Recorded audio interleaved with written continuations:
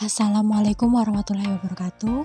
Perkenalkan, nama saya Fatmawati, Fakultas D3 Kebidanan dari Stikes Usaha dan Mandiri Poso semester 5.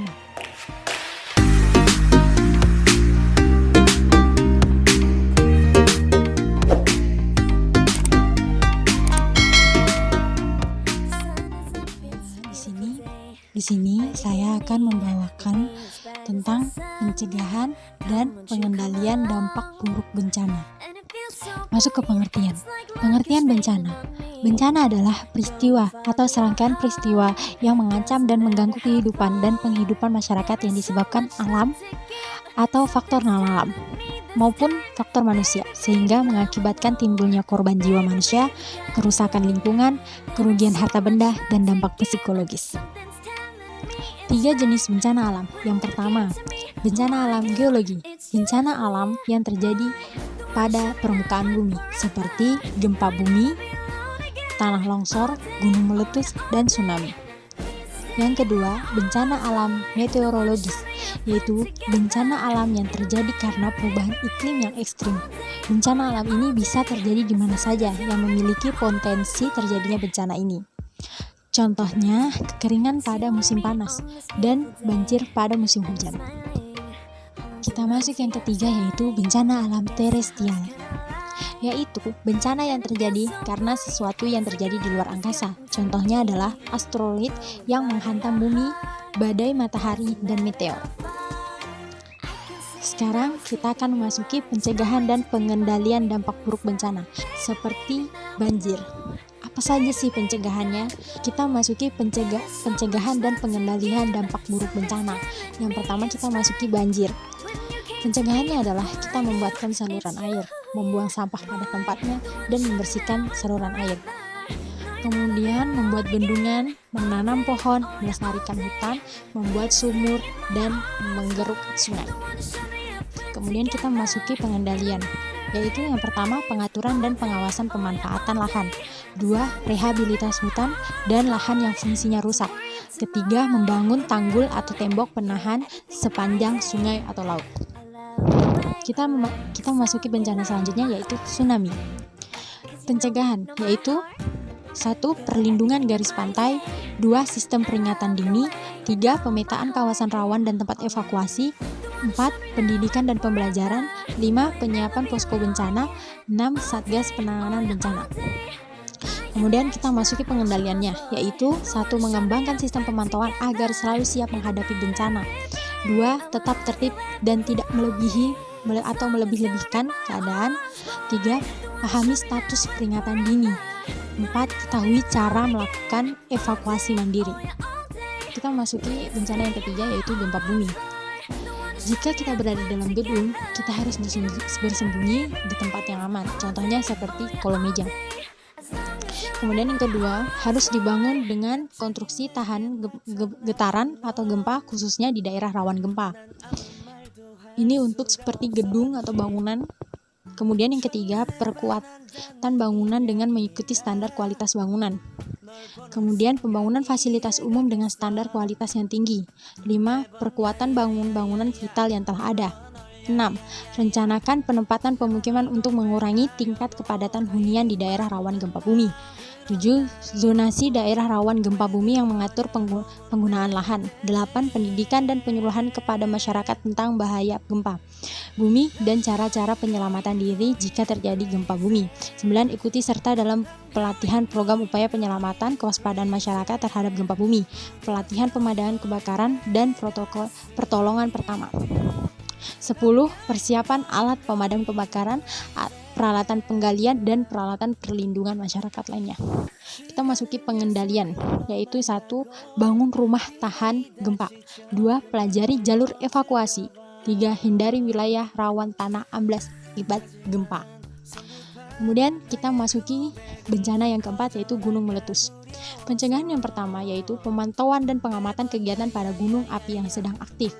Yang kedua, pembuatan dan penyediaan peta kawasan rawan bencana letus gunung api, peta zona risiko bahaya gunung api, serta peta pendukung lainnya seperti peta geologi gunung api.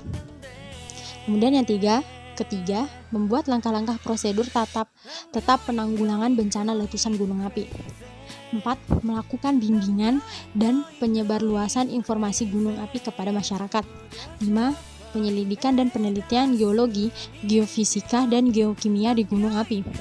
6. Peningkatan sumber daya manusia dan pendukungnya seperti peningkatan sarana dan prasarana. Kemudian kita memasuki pengendalian, yaitu 1. Penginventarisasi data yang mencakup sebar dan volume hasil letusan. 2. Mengidentifikasi daerah yang terkena dan terancam bahaya. 3. Memberikan sarana penanggulangan bahaya. 4. Memperbaiki fasilitas pemantauan yang rusak. 5. Memantau status tingkat kegiatan. Kemudian kita memasuki bencana yang kelima, yaitu tanah longsor. 1. Memasuki pencegahan, yaitu jangan membuat kolom atau sawah di atas lereng. 2. Tidak mendirikan rumah di bawah tebing. 3. Jangan menebang pohon di sekitar lereng. 4. Jangan memotong tebing secara tegak lurus. Kemudian yang kelima, tidak mendirikan bangunan di sekitar sungai. 6. Membuat tracering. 7. Lakukan upaya preventif. 8. Memberikan penyuluhan kepada masyarakat. 9. Harus ada intervensi dari pemerintah. Kemudian kita masuki pengendalian, yaitu menghindari bangunan pemukiman di daerah di bawah lereng yang rawan terjadi tanah longsor. 2. Mengurangi tingkat keterjangan lereng dan pengolahan lahan tracering di kawasan lereng. Ketiga, menjaga drainase lereng yang baik untuk menghindari air mengalir dari dalam lereng keluar lereng. Kemudian kita memasuki bencana yang keenam, yaitu kekeringan. Yang pertama, pencegahan. 1. Menyediakan air untuk perairan tanaman di musim kemarau. 2. Meningkatkan produktivitas lahan, intensitas tanam, dan pendapatan petani di lahan tanda hujan. 3. Mengaktifkan tenaga kerja pada musim kemarau sehingga mengurangi urbanisasi dari desa ke kota.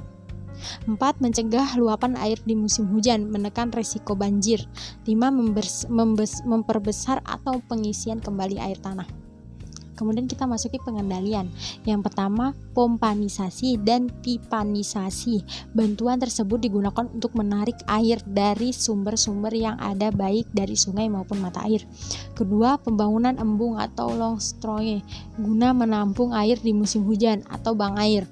3. Membangun sumur dangkal atau sumur bor di lahan-lahan yang mengalami kekeringan. Kemudian kita memasuki bencana alam yang ketujuh, yaitu kebakaran dan kabut asap. 1. Pertama, kita memasuki pencegahan. Yang pertama yaitu memperingati warga sekitar hutan untuk tidak membakar rumput atau puing-puing. Yang kedua, memeriksa peraturan setempat tentang perizinan dan perbatasan larangan pembakaran. 3. Melakukan aktivitas pembakaran minimal dengan jarak yang telah ditentukan.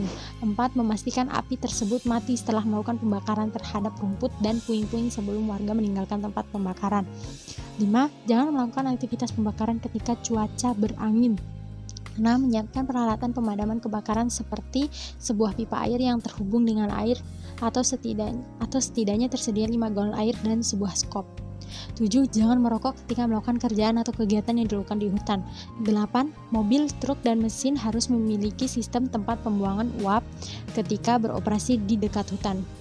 9. Menghubungi Departemen Perhutanan setempat atau penjaga hutan setempat ketika tampak tanda-tanda kebakaran. 10. Warga dan petugas kehutanan harus saling bekerja sama untuk menjaga hutan di sekitar tempat kediaman mereka. Kemudian kita masuk pengendalian, yaitu tidak membuang sesuatu yang dapat menyebabkan kebakaran pada hutan. Kemudian, menutup kawasan hutan agar tidak ada yang berani membakar hutan. 3. Melestarikan hutan sebaik-baiknya. 4. Melakukan reboisasi secara menyeluruh. Itulah beberapa contoh bencana yang saya ambil, yaitu pencegahan dan pengendalian dampak buruknya. Apabila ada kesalahan, saya mohon maaf yang sebesar-besarnya. Wabillahi taufiq wal hidayah. Wassalamualaikum warahmatullahi wabarakatuh.